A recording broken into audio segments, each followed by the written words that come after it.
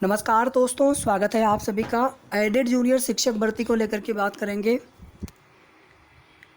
साथियों, अभी तक अधिकारियों के माध्यम से जो कुछ भी चीज़ें पहले भी बताई गई होंगी हमारे साथियों के द्वारा, अगर देखा जाए तो उसमें से कोई भी बात अभी तक स्पष्ट नहीं हो पाई है, क्योंकि उसके पीछे कोई भी ना तो आधिकारिक नोटिस होती थी और ना ही किसी भी प्रकार के कोई भी ऑथेंटिक उसके पीछे सोर्स होता था। बस ये होता था कि कहीं से कोई जानकारी है और उसके माध्यम से जो चीज़ें होती थी वो बता दी जाती थी। लेकिन एक्चुअल में क्या हो रहा है भर्ती में किसी को नहीं पता है अभी तक, इवन अभी तक। और आज जो कुछ भी संशोधित रिजल्ट वाली प्रक्रिया है, इसमें ना तो हमारे चाहने से कुछ हुआ है, ना आपके चाहने से हुआ, ना किसी के कुछ चाहने से हुआ है। इसमें मैटर कोर्ट में गया, कोर्ट की तरफ से कई बार उसमें जवाब मांगा गया था, फरवरी में, मार्च में, अप्रैल में, और फाइनली आपने देखा मई के फर्स्ट वीक में जब सुनवाई हुई, कोर्ट का ऑर्डर आया तो उसमें बोला गया कि अगर अब जो है रिपोर्ट, अगर जवाब नहीं आता है रिपोर्ट सबमिट करके, तो सचिव बेसिक के खिलाफ सचिव बेसिक के खिलाफ जो है वारंट जारी किया जाएगा। नॉन अवेलेबल ऐसा कहीं लिखा नहीं, वो सब तो चीज़ें लोग अपने मन से बताते हैं, गैर जमानती वारंट। पूरा कोर्ट ऑर्डर हमने आपको एक एक लाइन एक्सप्लेन किया था, कहीं पर ऐसा नहीं लिखा, ये लिखा था कि वारंट जारी किया जाएगा। और इतना ही नहीं, उनको कोर्ट में उपस्थित होना पड़ेगा, साथ ही साथ पीएनपी के सचिव को भी कोर्ट में उपस्थित होना पड़ेगा, तब जाकर के यहाँ पर पूरी तरह से जो है फिर शासनादेश जारी करवाया गया, शासन की तरफ से पहल की गई और अब जो है संशोधित परिणाम यहाँ पर घोषित किया जा रहा है। तो इसमें ऐसा नहीं कि हम आप चाहें या फिर आपने बहुत कोशिश कर दी तो उसके फलस्वरूप ये सब चीज़ें हो रही हैं। ये सब तो केवल एक कहने वाली बातें हैं और बाकी सरकार की जो मर्जी है या सरकार की जो मंशा होगी वो करेंगे, वही हम आप केवल प्रयास कर सकते हैं। ठीक है। और दूसरी बात देखिए दोस्तों, जैसे ही ये बोला गया कि मेरिट कॉमन बनेगी, पहली बात तो साथियों, इसके पहले आप देखेंगे, मैं बहुत दिन ज़्यादा पीछे नहीं जा रहा हूँ, केवल मैं कुछ दिन पहले की बात बता रहा हूँ मैं आप सभी को, कि 35:1 के अनुपात में भर्ती होगी तो सीट वृद्धि होगी। और अब क्या है अचानक से कि नहीं, 35:1 के अनुपात में होगी तो सीट घटेगी। मतलब ये सब कैसे हो रहा है अचानक से?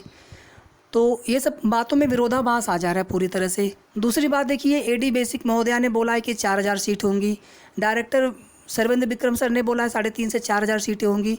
और अब क्या है कि सीट वृद्धि का कुछ पता नहीं, सीट शायद वृद्धि हो सीधे सीधे।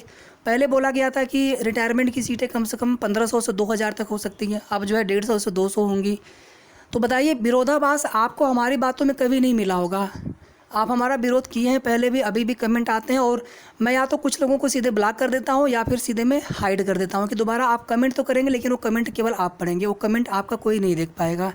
क्योंकि सबको जो है प्रत्युत्तर देने का समय हमारे पास नहीं होता। हमारी भी अपनी मजबूरी, हमारा परिवार है, हमारी भी एक ड्यूटी है, हमें भी अपने परिवार के खर्च के लिए ड्यूटी करनी होती है और दूरी होती है। जो अगर हम भी लखनऊ के होते तो हम भी डेली जाया करते अधिकारियों के पास, या अगर हम प्रयागराज होते तो हम डेली जाया करते।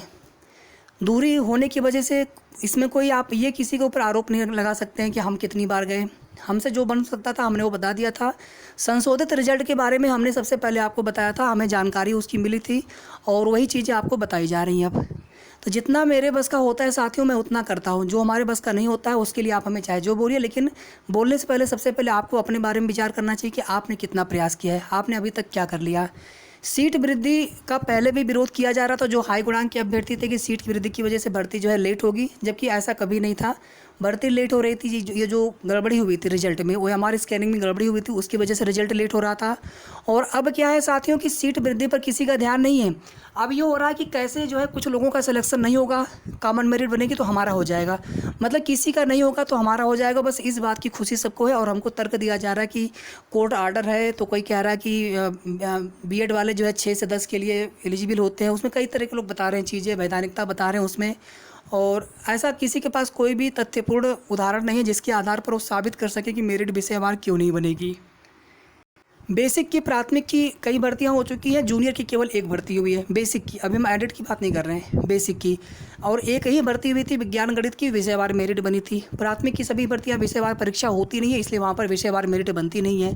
एडेड जूनियर में विषयवार परीक्षा हुई है, विषयवार मेरिट बनेगी और 100% बनेगी। अभी आप धरना देने वाले थे पद वृद्धि के लिए, अब क्या होगा कि अब आप इसी में उलझे रहेंगे। धरना वो सब देखिए, पहले भी कोशिश कोई नहीं कर रहा था और हमने तो बीच में बोलना ही छोड़ दिया था बहुत समय से, क्योंकि चाहे हम ट्वीट्स करें 10-20, कोई रीट्वीट्स तक नहीं करता है। तो फिर क्या मतलब बताने से कि भैया हम रीट्वीट्स कर रहे हैं, हम ट्वीट कर रहे हैं, आप रीट्वीट करें। जन सुनवाई शिकायत पोर्टल पर हमने कई बार शिकायत की थी, उसकी हमने आख्या भी आप सभी को दिखाई थी, लेकिन उससे क्या फ़र्क पड़ रहा है? आप लोग करेंगे नहीं, केवल 2-4 लोग करें, उसके बाद फिर 2-4 लोग ही प्रयास करें और आप वही जो है चीज़ें हमें बताएं कि आप क्या कर रहे हैं, आप हमसे पूछें बार बार। लेकिन सब लोग अगर संगठित होकर के अगर मिल करके अगर प्रयास किया गया होता तो भर्ती जो है 35-1 के अनुपात में अगर यहाँ पर हुई होती तो सीटें इससे बढ़ना था। अब तो आप 35-1 की बात भी नहीं करेंगे क्योंकि आपको बता दिया गया है कि 35-1 के अनुपात में भर्ती करने से सीटें घटेंगी। फिर जब आप वहाँ से भी आप नहीं माने कि नहीं हम लोग धरना देंगे सीट वृद्धि के लिए, तो अब यहाँ पर एक नई बात निकल कर के आ गई कि मेरिट जो है कॉमन बनेगी, जबकि सबको पता है अच्छी तरह से कि मेरिट सब्जेक्ट वाइज ही बनेगी क्योंकि एग्ज़ाम सब्जेक्ट वाइज हुआ है। एक भर्ती पहले की जूनियर की हुई है बेसिक की, हमने उसका भी आपको उदाहरण बता दिया। कोई भी ऐसा कोर्ट ऑर्डर किसी भर्ती शिक्षक भर्ती के लिए नहीं है, कहीं और कुछ होगा किसी स्टेट का, हमें वो नहीं पता है। उत्तर प्रदेश में ऐसा कोई अगर कोर्ट ऑर्डर है तो हमें केस नंबर वो महानुभाव बताने की कृपा करें। बाकी मैं कोर्ट ऑर्डर उसकी पूरी डिटेल्स मैं वो सब कुछ निकाल लूँगा 1 घंटे के अंदर, इतना तो आप भरोसा रखिए। लेकिन आप केस नंबर बता दीजिए और भ्रम फैलाएंगे उसका कोई मतलब नहीं है। किसी एक बहन का कमेंट आया था कि हिंदी का पेपर का जो लेवल है आसान था, अरे कठिन था बहुत, आपको हिंदी का कठिन लगेगा।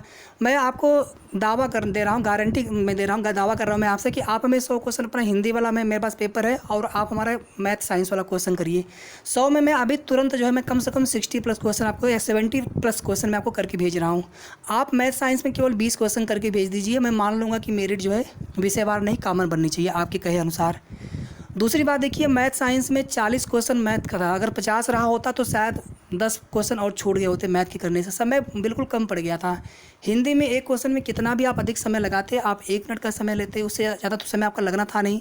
मैथ में साइंस में एक क्वेश्चन करने में 1 मिनट से भी ज़्यादा का समय लग जा रहा था। मैथ की तो बात ही छोड़ दीजिए, पूरी तरह से कैलकुलेटिव मैथमेटिक्स था। जो कॉम्पिटिटिव मैथ्स आते हैं वो थोड़े से ठीक होते हैं, ट्रिकी होते हैं, यहाँ पर कोई ट्रिक भी काम नहीं कर रहा था, पूरा कॉम्प्रहेंसिव उस प्रकार का था, पूरा सॉल्व करिए उसको।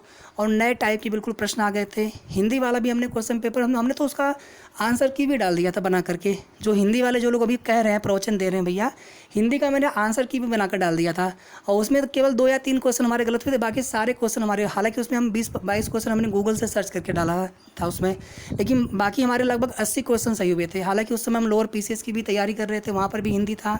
26 तारीख को हमारा लोअर का डीबी भी हुआ है, कभी बताया नहीं हमने। लेकिन हमारे ऐसे बहुत से भाई बहन हैं, एसएसटी के हैं, मैथ साइंस के हैं, अंग्रेजी के हैं। अगर मेरिट कॉमन अगर ऐसा कुछ अगर मतलब पहली बात तो ऐसा कुछ होगा नहीं, अगर ऐसा कुछ अगर होता भी है तो नुकसान बहुत ज़्यादा होगा, ऐसा लेकिन कुछ होगा नहीं। ये केवल जो है एक तरह से देखिए, मैं किसी भी अपने भाई को ब्लेम नहीं कर रहा हूँ, किसी को मैं टारगेट मैंने कभी ना किया है, बल्कि हमको टारगेट किया जाता है, उसके लिए भी हमें दुख होता है। लेकिन हम कहते चलिए जिसकी जो सोच होती है अपने हिसाब से करते हैं। बाकी हम सभी एक परिवार की तरह हैं। किसी की नौकरी ले करके आप नौकरी पाने की कीमत सोचिए, बल्कि आप ये सोचिए कि कितनी अधिक से अधिक पदों पर भर्ती हो जाए ताकि हमारे अधिक से अधिक हमारे जूनियर एडेड फैमिली की भाइयों बहनों का सिलेक्शन हो सके। सकारात्मक सोचेंगे, अच्छा सोचेंगे तो हमारे साथ भी अच्छा होगा।